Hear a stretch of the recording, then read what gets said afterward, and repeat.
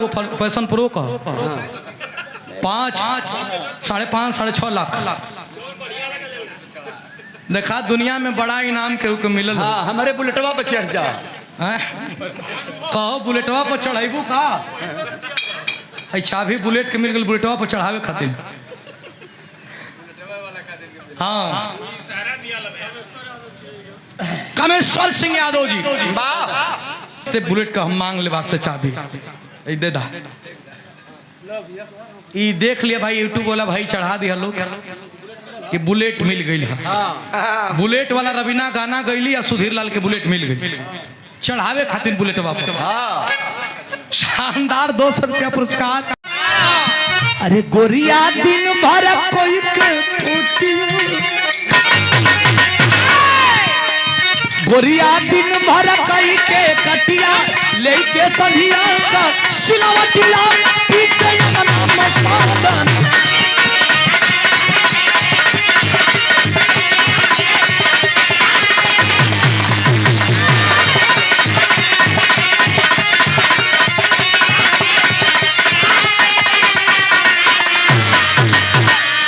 जब लगल है कांटा तो रंपा भागल लेके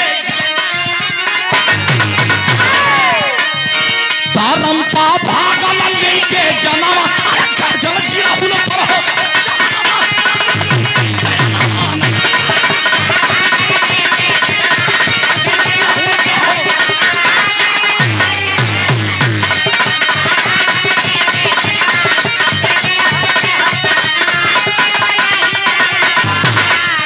जाके अपने राजा से कहलस कि मराई ना बड़ियार तो बटले बा दिमागो ओला बा कहला का कैलस।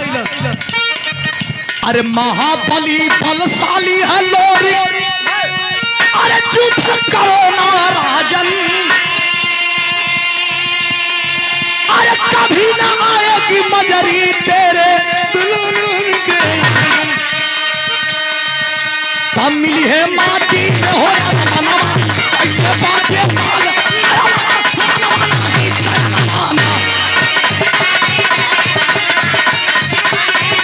का सपना छोड़ दा कलश के रे भाट भाट का जात तो से कुछ ना होई तो से कुछ ना होई। हम लोरी का गर्दन जब लोग कुचलवाई ना तो हमारा राजा मुलागित नाव ना दुत्कार करके रंपा भाट को हटा दिया गया। उसके जगह पे बुलाया किसको गया वही राजा का राजधानी में एक हाथी रहत रहा जो हाथी का नाव करना हाथी। लोरी का गर्दन कुचलवावे खातिर करना हाथी के जब बुलवावल गई तो बिरहा में स्वर्गीय बुल्लू गुरुजी के तरज लगत बा।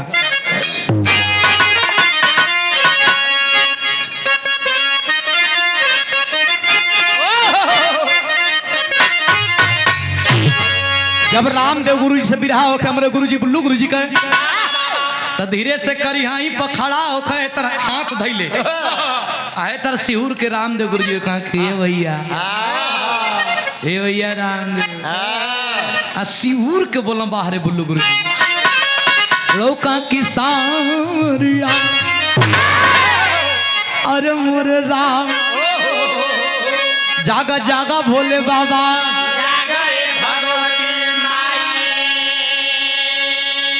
कितना प्यार से बोला कि गजब हरक अरे गजब हरक गजब कर हो गजब कर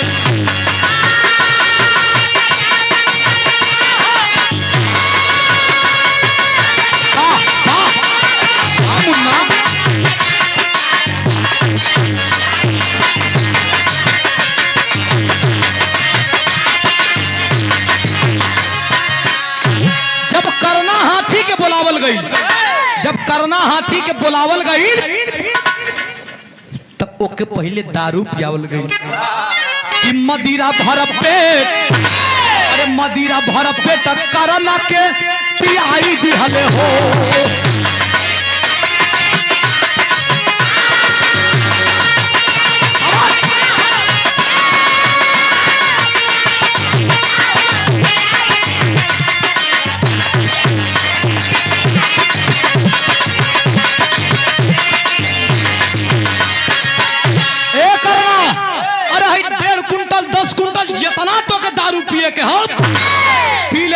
लोरी का मस्तक कुचल के आवे के बाद जब नासा में भयल बा करना हाथी तो ओकर कान में कहल का गई, अरे लोरी के मार के अरे आना तू करीना, अरे मुदई से डट के समरिया में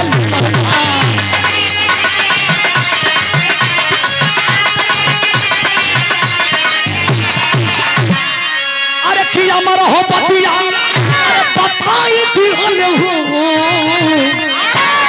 मदिरा भर पेट करना की पियाई दिहले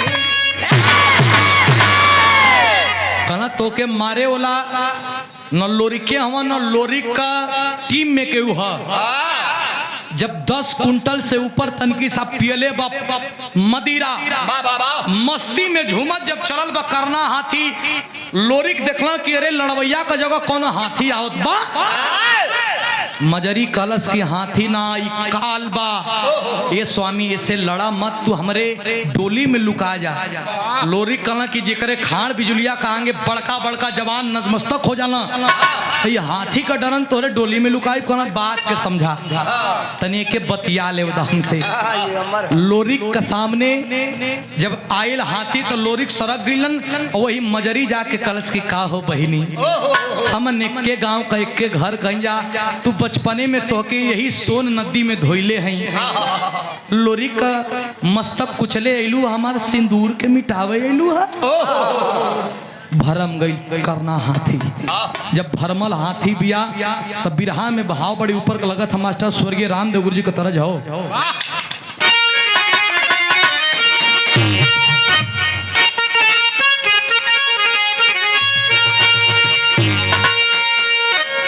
अरे तारी के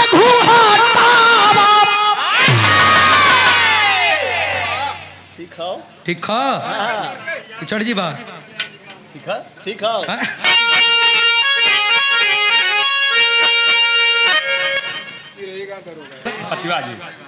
पतिवा जी कोट कोट प्रणाम बा। उचिरई गांव आज धन्य बा, पूरे हिंदुस्तान का धरा पर जहां निखिल भगत का पांव बा, जहां के जन्मभूमि से निखिल भगत बानी। हमारा सौभाग्य बा कि जन संत महात्मा की बाणी से हम जैसे छोटे लोगों का नाम आ रहा है। शानदार 500 रुपया आपके श्री चरणों में कोट कोट प्रणाम, उधरती के हम चंदन कर रहल बानी, कोट कोट प्रणाम बा। लोरिक साइड हटल हवन आ घुंघटा टार के मजरी वही करना से कहत बे,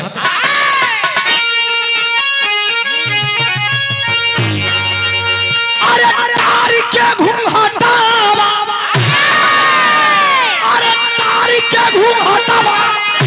बोलल पे मजरी, अरे हमार बहिनी बड़की बाड़ू तू सुनरी, हमार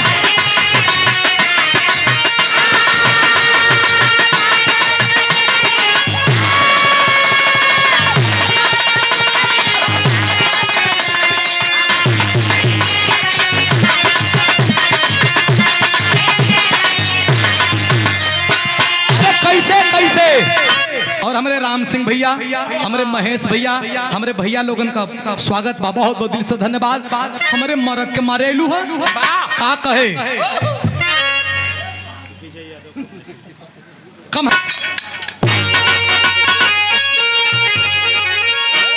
अरे तारीख के घूंघटा, अरे बोलल पे मजरी, अरे हमार बहिनी बड़की बाड़ू तू सुनरी,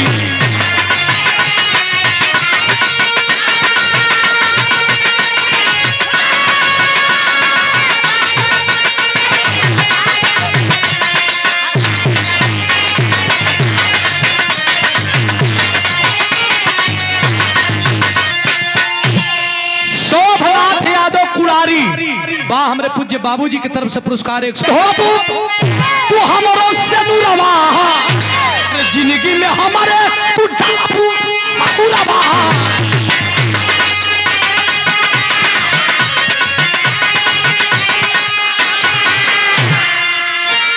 अरे तारी के घुमाता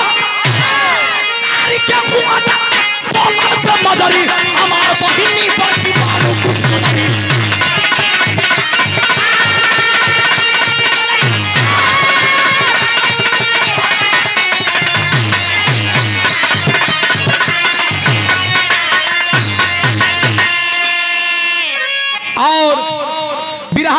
बहुत ही सुंदर कोरस करता प्रमोद भैया में आप कोरस करीला प्रकाश भैया बहरवानी के धरती से गौवा मिस्टेक हो जाला। अरे हम जाना थे मत बोलो। हमारे गार्जीवन के तरफ से पुरस्कार शानदार 100 रुपया कोट कोट प्रणाम सब भैयन के था उचित प्रणाम पहुंचे बहुत बहुत दिल से धन्यवाद हो। हमारे से अरे जिंदगी में हमारे तू डलबू महुरवा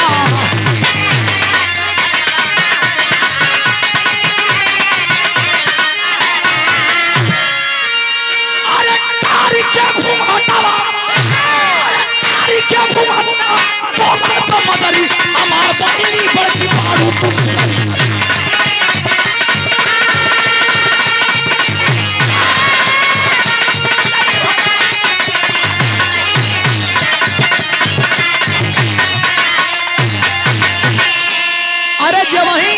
मजरी समझावे लगल कि हमार से नूर धोवे इलू है वो हाथी तनकी सा भरमल तब तक मजरी कलश की निकाला खांड बिजुलिया साहब ए प्राण प्यारे खांड बिजुलिया निकाला तनकी भरमल है हाथी आय अब्बे मराई मजरी का बात सुन के करना आंखी का हाथ आंख में लोर बा तब तक इशारा कैलस मजरी लोरी निकाल करके खांड बिजुलिया आ नीचे मस्तक कैले है करना उठा के मरना एक गर्दन एक तरफ धाड़ एक तरफ खून का भरा जब चलल मास्टर तब भयल का बिरहा में मरले हमन खांड बिजुलिया से तब भयल का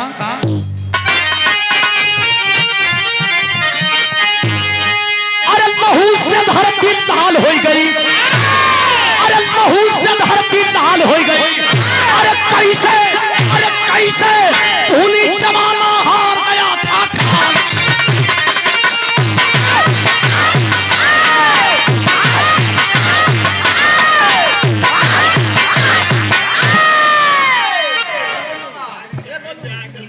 यादव चिरई गांव प्रधान जी के बड़े भाई आपके द्वारा कोट कोट प्रणाम चंदन जैसी धरती से पुरस्कार आया शानदार 200 रुपया कोट कोट प्रणाम। और पवन यादव जो हमारे राम सिंह भैया के यो समझ ले कि लक्ष्मण है सही चला शानदार 200 रुपया पुरस्कार कोट कोट प्रणाम। समधी साहब बोलिए।